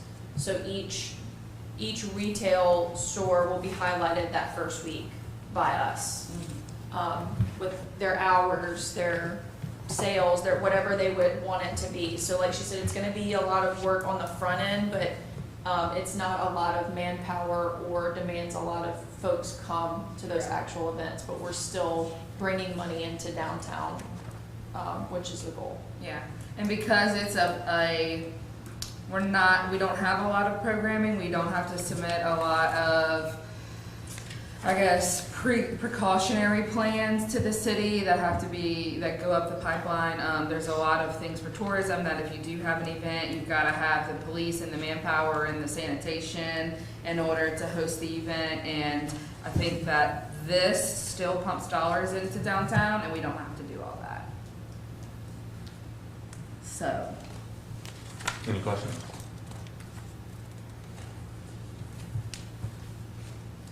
People definitely want an event. We get messages every day about whether we're having Hot August night or not. Yeah. So. When you say message, just curiosity, is that messages from business owners in the district or the public at large? It's just from the public. Yeah. Now, like, business both. owners reach out to us personally, but for public comment, it's all through like our Facebook, our Instagram, like, hey, what's the decision on Hot August night? Because I think people are trying to plan vacations or things of that nature. So I don't know if we need to vote on this or what y'all are thinking, but this is kind of the direction the events committee was looking to go. I don't know if it needs. I know the restaurants want it to happen, Yeah. but Want this, Brian, or just something? This the Hot August nights. Yeah. So like, Would this? is this plan? Yeah, would we be Are they on board satisfied with this plan, or? Probably with more events for Hot August nights, Yeah. obviously, you know. Well, it also allows you to spread things out, which of course we need to do in these days. And you're not focusing and holding your fingers crossed for this one night, which Yeah. could be That's true. a weather disaster. Exactly. That's true. You know, who knows, And even like something that was brought up, even if it's the merchants week and say all the merchants want to do like a huge sidewalk sale where everything's out and about and you could, technically block off some of the parking. And say you want to host out on a Friday, but you need to push it back to Saturday because of the weather, that can be done. Yeah, gives gives you some leeway. And again, as a business, if I own a business, I would like the opportunity to not have all my marbles in one basket, to have things spread out. And maybe like you say, maybe Thursday they said, well, we're not going to participate today, but we're going to come out even stronger tomorrow. And like you're saying, Especially with the capacities right now. I like it. Creative. Do you think we need to motion this, Elspeth? It certainly wouldn't hurt. Okay. Frank, what do you think? We don't, there's no, I think I'll too, make it we don't go I think the wrong next by, meeting Yeah. we don't go wrong by. Exactly. Every It's gonna be month, like- every month this could, it's one day at a time, Yeah. that stuff. Yeah. I mean, and And this is a great planning point just for us because we're getting down to the wire where like we Yeah. gotta make a decision. I like that though, Yeah. because keep planning, like, have our backup plans, Yeah. have Oh, yeah. the Yeah. ABC, you know. that was the whole point, we kept saying that, a lot of people like to come for the wine stroll and I think that's what gathers more attention from outside neighbors, to the east and west. But you could, hopefully, it'd be great if come in the next month, we could maybe pull the trigger on it and there's plenty of opportunity to fill that. It'll be hard to do, but I think we could get it done. I do just want to make one comment. With retail being the first week, if you want, there's not that much retail left in downtown Hammond right now. Yeah. But the retail that is here, you're gonna have to reach out and let them know because normally, you start getting all your fall stuff in the end of July to the end of August. It's usually more like mid-August when you start to really see your new merchandise come in. But with everything, so much stuff is made outside of this country that you can't even get what you've ordered. So I think just need to give retail enough time. If they want to get something special in, or if they want to be able to feature new stuff, they need to start doing that now, because shipping times also. Would it to be some helpful to extent, switch the week? Like maybe Yeah, we that's- switch retail week with That's not experience set in week? stone. It might help, but I'd still let them know, I'd and let do them that. know what week it is, Yeah. just so you can start, allocating funds or calling vendors and trying to get stuff here early or whatever. Okay. It's an ideal time when you start featuring these merchants, the different promotions, to sign them up on local. Yeah. So, Thank you, Ralph. thank you, guys. Thank you. That's my comment. That's gonna be cool, because restaurant week could be like culinary week in Yeah. New Orleans. Yeah. Everyone does they don't wanna go out and spend $50 at the restaurant, they could all have different deals in all restaurants. Yeah. That way it's portable to anyone. Well, we could all do cross-promotional stuff too. Yeah. You know, Exactly. if you shop, Yeah. Yeah. then you get $1 off a drink, or I don't know, or you go have lunch, you get $10 off a purchase, or we could do stuff like that, even just our social media. Mm-hmm. I guess, back to y'all's voting question, I guess, I'll make a motion to convert Hot August night from a single night into a spread plan, but not necessarily, with discretion as to the actual schedule that's implemented. I'll second that. This week. Okay. Hot August month, oh Jesus. Hot August month, that's what it's called now. Because it's hot every day of the month. Frank DiVittorio, Yes. Eric Dosh, Yes. John Daniel Garian, Yes. Elizabeth Hollywood, Yes. Bruce O'Kutke, Yes. Cassie Reagan, Yes. Brian Walker. Yes. Yeah, I think you call it Hot August nights. Yeah. Everybody says it. Hot August month. Hot Just August put night. some in this and. Chelsea, I realize there's gonna be complaints regardless, but let's try to get, let's get that, if not today, as It soon won't as be possible, today. get some, not with a schedule, just Yeah. let everybody know that. I think at least show them a there's graphic. change in the air, Show them a graphic. Hot August night. Should we do We're it? gonna do some, we're gonna write out a full communication plan for this, because it is gonna be changes for the whole district. We said we couldn't wait to get to today, so that we can get to tomorrow to do that. Can we get it done by Friday? Is that possible? We'll get Yeah, Okay. we did, let's get it, like I said, no matter, this is not I know there's someone's gonna be unhappy no matter what, but let's just try to get it out there as quickly as possible. Okay. All right, next up are grants. So we have 4 grants. We have never really worked with grants before, so, I talked to Charles kind of about protocol, and, in the long run, we'll need to write out a policy on how we want to go for grants and accept grants and things like that. That's not pressing right now, but, what we're gonna do, none of these have contracts, so none of them are required to have contracts, but in order to just dot our i's and cross our t's, we're gonna make motions to accept all of these grants, to accept the funding, and then we can talk about what they'll be used for. So this is mainly, we have all of these funds already, this is mainly just on the back end of This things. is people giving us money. Yes, so the first one, is the Better Block Grant. This is the one we've talked about a lot. This is what the bike racks will go to. The funding for the bike racks, this does have to be spent by June 30th. I think that it would be best to just approve the grant, and then I have bike racks on the agenda to talk about that. I move we approve the acceptance of the grant for the Better Block project. I'll second that. Frank Victoria, Yes. Eric Dosh, Yes. John Daniel Garian, Yes. Elizabeth Hollywood, Yes. Bruce O'Kutke. Yes. Cassie Reagan, Yes. Brian Walker. Yes.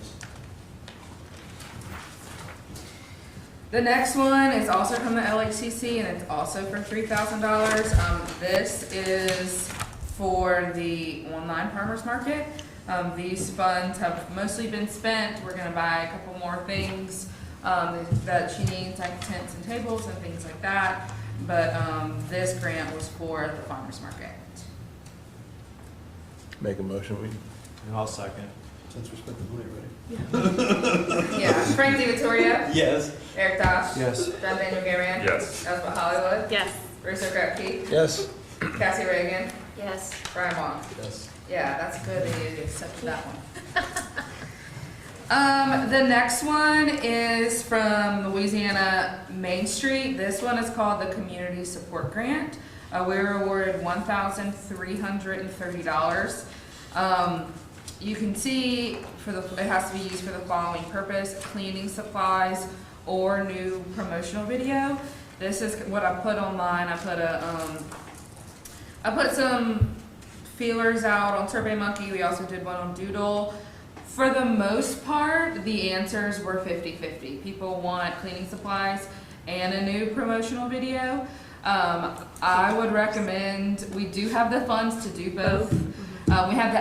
We can spend this grant on the cleaning products and use our advertising budget on a new video. So that's kind of the route I was leading towards. I talked to the city about where they got their cleaning products that they distribute, and the best prices are from Home Depot. Been talking to Home Depot, and I think the plan will be to get a variety of different things for merchants.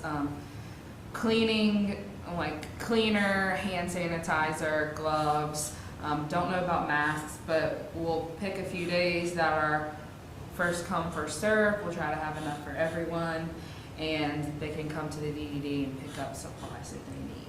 And then whatever's left over, we'll go walk the streets and give it out, because we can't store it in the hut. And just please make sure that that's noticed, to Yeah. everybody, Yeah. that it's available, and that, I think it also kind of needs to be some verification that whoever's coming to get it is actually a Right. DVD person. Business, yeah. So, what do y'all think about that plan? I think we're gonna do a promotional video no matter what, 'cause to go with the website and Hot August month and all of that, so I would like to spend these funds on cleaning supplies. And that was a survey, you did that, I think I saw that. That was the survey link, the SurveyMonkey link? Yeah, and I sent it out last week and this week. I got a couple, after people took the survey, I got a couple emails. They were like, please, we really need the cleaning supplies. And then Michelle also went to that bar meeting before they were able to open up, and one of their complaints was that they couldn't get cleaning supplies. So What exactly does new promotional video mean anyways? Like, what are they actually gonna do? You could boost the video on Facebook for $5 and that will boost. Right, so I think we promotional just need new content. The last video, we have one for the holiday season that will run already, but we've got a photographer on retainer. She charges us $700 for videos, which is really cheap. So we'll just get her to do a new one. We'll run it on Facebook and see what funds we have left in advertising to possibly run it on Action 17 or see, WGNO. They sell social media space too. The idea behind it is to show how restaurants are now taking precautions to be clean. And like what your new experience at a restaurant might look like to give people a sense of security. Because now they're going to go to the cleanest restaurant. They might not go to a restaurant they used to go to. So it's to show things being wiped down or gloves being put on in front of logos and things like that. I just think too, like investing in a camera that can do those videos would be really Yeah. beneficial to y'all. I know you know how to use it too, and they're so easy to use. Yeah. Like, We've got a camera for small videos, but something like this, like Katie's got video background, but for something like this, I'll probably outsource it just because I want it to be a little bit bigger than what we can handle. So You do video editing, or you just? That's all I did at Tulane. So, but for today, we just need to approve this grant, yes. Yes. right? Mhm. Okay. Yeah. All right, I'll make the motion that we use the grant for cleaning supplies with the understanding that we're also gonna do a promotional video. a second. Frank DiVittorio, Yes. Eric Dosh, Yes. John Daniel Garian. Yes. Elspeth Hollywood, Yes. Bruce O'Krepke, Yes. Cassie Reagan, Yes. Brian Wong. Yes. I'm sorry, one other question. So how many responses did we get to the survey? Only 11. Mhm. I sent it out twice and we put it on social media, so. And that was, are those 11 definitely from, well, you put on social media, those 11 aren't even definitely from the DD? One of the questions says, are you a business or owner. property The owner? last question says that. Okay, last one. This is that recognition award I was talking about from the Lieutenant Governor. They haven't sent press on this yet, but when they do, we'll, you know, do a big PR release about this. This is $1,000. It's just a recognition award. $1,000 that was given to us, and we can use this on the new website. Great. I move that we accept the, And I'll second. great. Okay. Frank DiVittorio? Yes. Eric Dosch? Yes. John Daniel Garan? Yes. Elizabeth Hollywood? Yes. Bruce O'Krepke? Bruce O'Krepke? Cassie Reagan? Yes. And Brian Wong? Yes. All All right, right. almost done. Next up, bike racks. So this is a very pressing timeline. Cassie will kind of talk about this too. This grant has to be spent by the 30th. They don't have to be installed by the 30th, but when we got to the design committee, we ran this campaign for a while to get people to vote on what they wanted. And if you see, we have some maps that show where all of the votes were spread out, who said what, you know, we kind of combined them, and in the end, we came up with, we really thought we could afford 5 locations, but the design committee, we need 6, so we're gonna make it work. Well, the DDD will be the hub, and we'll go 2 blocks east, 2 blocks west, 2 blocks north, 2 blocks south.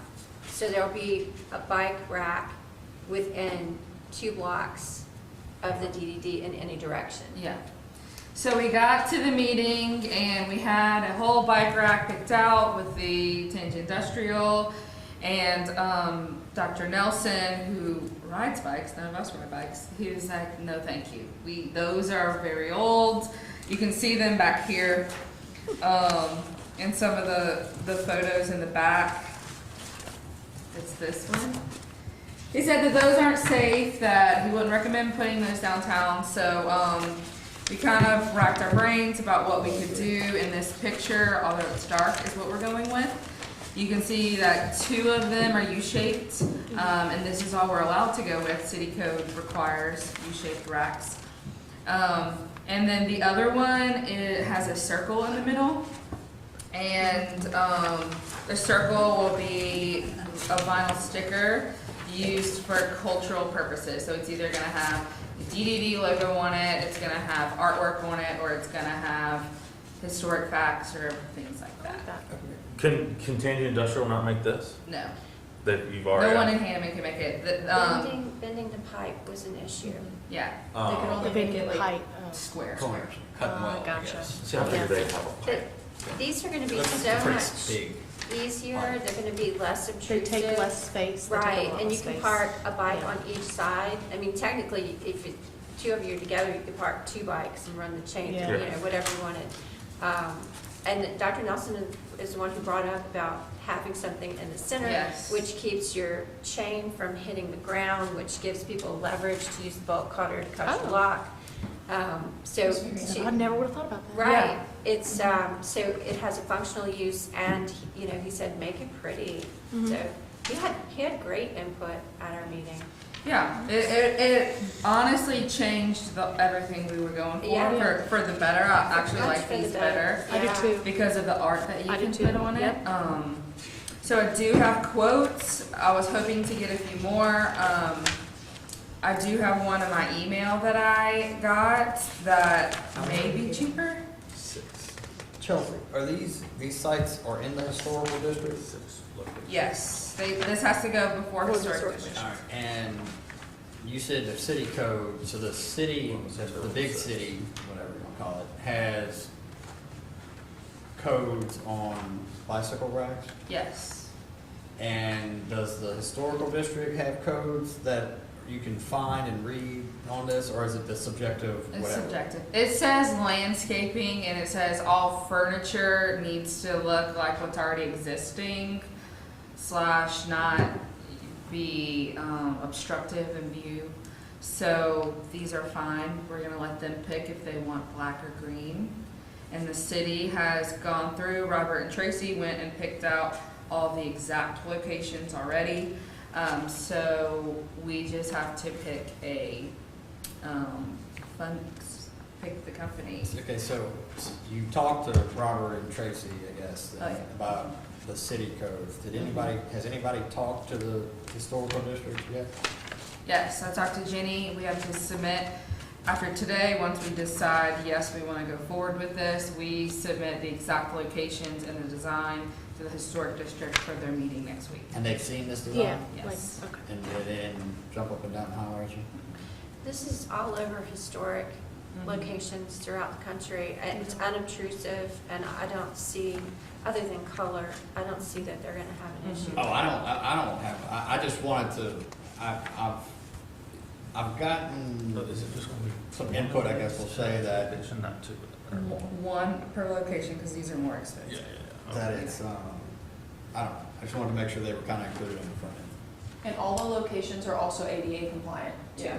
We went and measured. Measured the safety and everything. Yeah. Yeah, so I think that's one thing that the city of Hammond, all of our organizations kind of get confused in the communication. Once someone starts a project, it gets like who's gonna do what. So the first thing I did when we started this was, after I contacted Lacey, I sent a mass email to the historic district. I think John Daniel was on it, I think Elspeth was on it.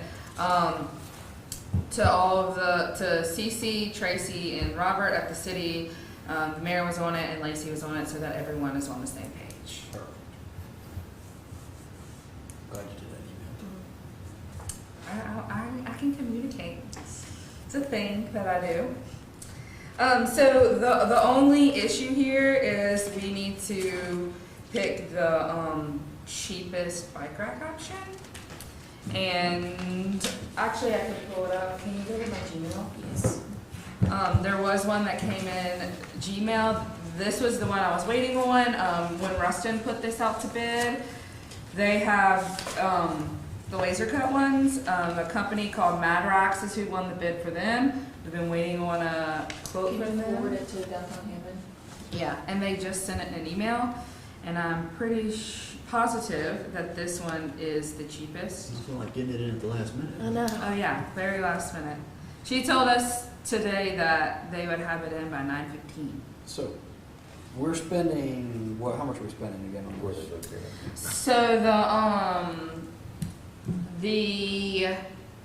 what am I trying to say? The grant's $3,000. We are anticipating spending another $3,000 for the rest of them. The half will be grant funding, half will be DD funding. Okay, that puts us at a $6,000 project, so where is that at, and what is the cap to being able to do 3 quotes? $1,000. So when does it have to go out for public bid? $100,000. Okay, I thought you said 1,000, I must have misunderstood what you said. Okay, so, $1,000. You can get No. quotes up to $100,000. Up to 100, Or okay. $30,000. I'm sorry. Okay. wait, up to what? 30,000. Okay. $30,000 is when you have to put out an official. Public bid. Okay, Yes. so we So can do we're 3 under that. We Yeah, can adding do 3 quotes up Okay. till 30, and we're well into that. Okay, Yeah. good. Yeah. Did you forward it? Yeah, I did.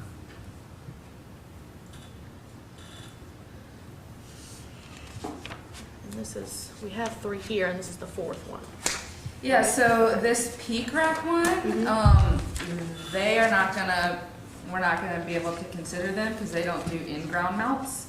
Robert said we need surface mounts and in-ground mounts. The other ones, this is Madrax. This is the one that that's gonna come out the cheapest. This is who won Rustin's bid, and they've also won a couple other main streets. But the other 2 to consider are the park and facilities ones and Cycle Safe. One thing about Cycle Safe is they work with large transit programs. They do bike racks in like Chicago and things like that. But they've also got, not that we need it, but maybe phase 2 of this, but they've got you can put a little air pump at your stations if you wanted to, at 1 or 2 of them, just to make it more convenient, but those are the options. Okay, so we've got 3 quotes that meet our criteria, correct, Chelsea? Yes. And we've got the cheapest one that you're, whatever. Made in USA. Yes. And the Madrax one, we can still do the logo thing in the middle, because this picture is just at the bar. Yeah. If this is still, okay, this quote is for that, though. So you got 3 quotes for the same number of racks, the same Same art style. design, not design, whatever, and then this is the cheapest. It's Mad Rack is the cheapest? Correct, She's Chelsea? trying to pull Yes. it Yeah, out. okay. So this is this one Yeah. from Madrax. Does the price change? Their price is $4,278. And their system's down again, so she couldn't give us an official quote. Well, Yeah. I'm make a motion to accept that quote, bid, whatever it is, From Madrax. from Mad Rack. I'll second that.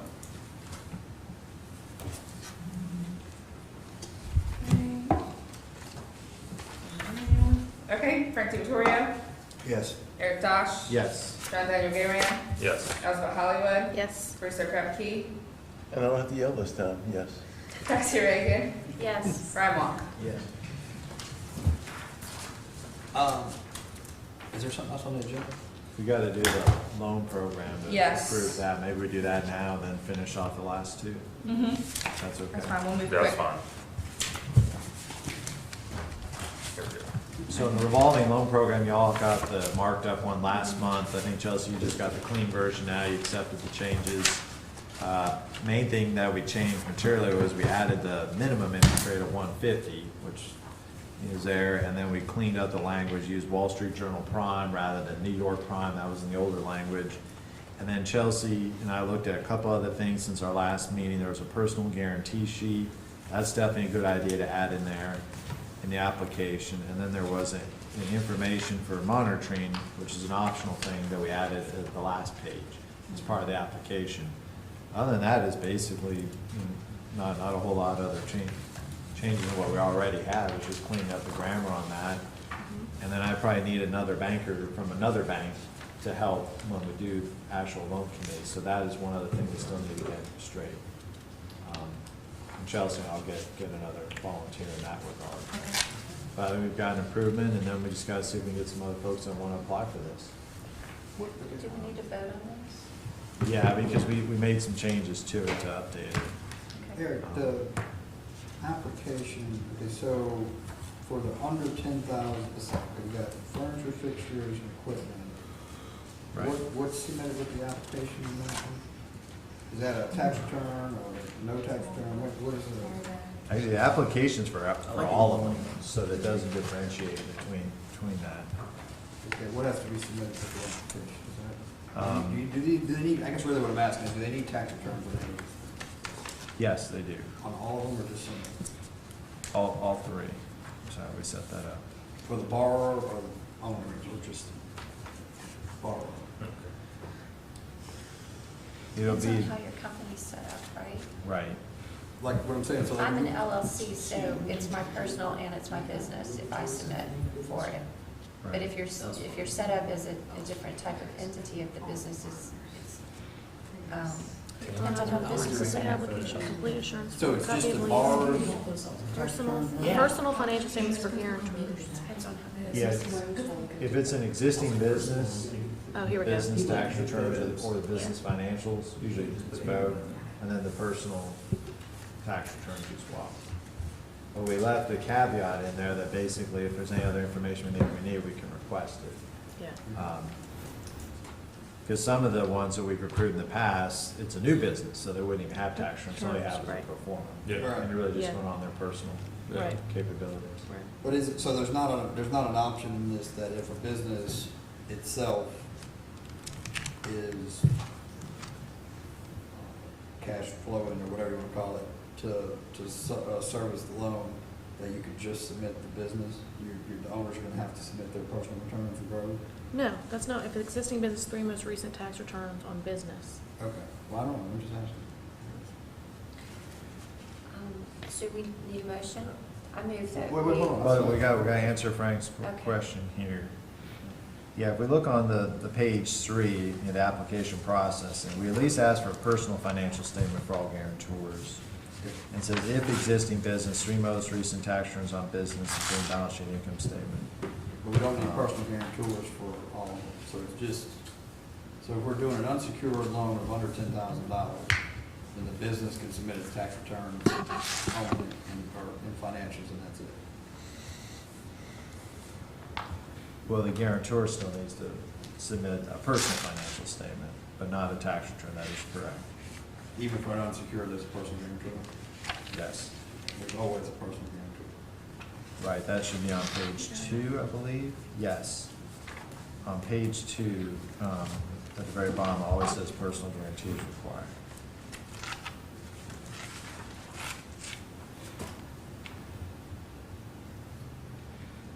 I think You guys see anything else? Anything else we missed? No. I move that we approve the revolving loan program revisions. I'll second. Frank DiVittorio, Yes. Eric Dosh, Yes. John Daniel Garan. Yes. Elizabeth Hollywood. Yes. Krista Krepke. Yes. Cassie Reagan. Yes. Brian Walker. Yes. All right, guys, last thing for me is reports. Everything we've been working on mostly, we've talked about, so if you want to read it yourself so we can get out of here, it's all mostly tourism things, and I think the biggest thing is our millage is up on the next agenda.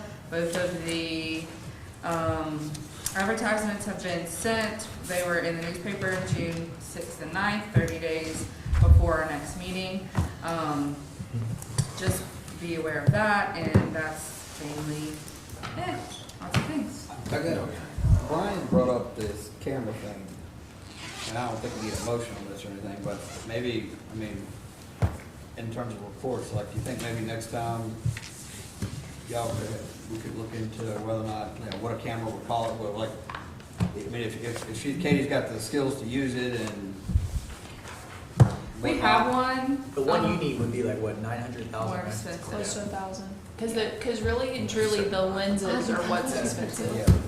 Well, that's what I'm telling you. I mean, I don't know that we're ready to. Yeah, we buy can it, look but at it. let's get some information on that and see what Right. we're looking at. No, I can reach out to my folks back in New Orleans and see, because obviously our needs would be very different than what they use. Right. I think we would be more of a still photography based camera that can also video, Okay. as opposed to the other way around. And one other thing about this, so I see this happen at the city all the time. Like, whatever, if we need software or if we need whatever, like we need the total like price of what it's gonna cost us to make it for you to be able to use it. So if we have to get some other kind of computer, some other kind of software, Right. some kind of lights or whatever, like just tell us what The the whole whole package is.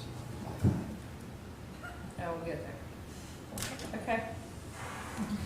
All right, everyone, my brother is graduating from the Army today, and he went live at 11 o'clock, so I'm gonna go watch that. Oh, nice. Oh, and next Wednesday, me and my dad are gonna be on the Food Network around 8 o'clock for Guys Grocery Games. Stop. Yeah. Is there really? Oh, I don't remember that. It's either at Father, 7 or son? 8. It's called Like Father, Like Chef. I'm so excited. Okay, send me info on that too. Okay, I will. It's funny. Okay, that's awesome. Chelsea, is your brother at West Point? Is that what we're talking about? No, he's in Missouri right now at Fort Leonard Wood. Okay. 7 months. He's been gone for 7 months. So. Yeah. Golf cart parking. What day, next Wednesday, 8 o'clock? Yes, it's either at 7 or 8 next Wednesday. Guys Grocery Games. Was Guy as cool as I think he is? I love that. It's so fun too. Like, I like his energy. He's good. I know. I had a crush on him when I was like little. local businesses and. He pulls up in his yellow Ferrari. It's like, hey guys.